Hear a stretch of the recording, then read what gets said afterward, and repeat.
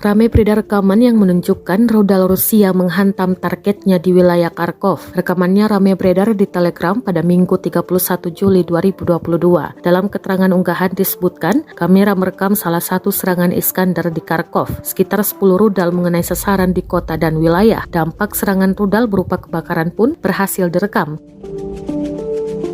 Serangan dilakukan malam hari, namun kepulan asap terjadi hingga pagi hari. Rudal Iskander atau lengkapnya rudal Iskander M adalah sebuah sistem rudal balistik jarak pendek yang diproduksi dan digunakan Federasi Rusia. Dan diketahui hingga kini invasi Rusia ke Ukraina telah memasuki hari ke-158.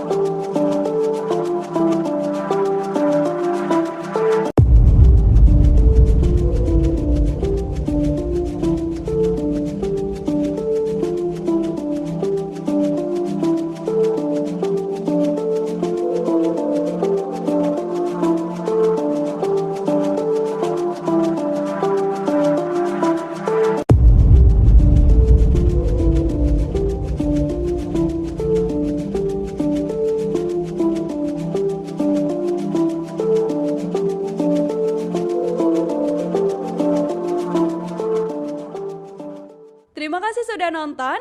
Jangan lupa like, subscribe, dan share ya.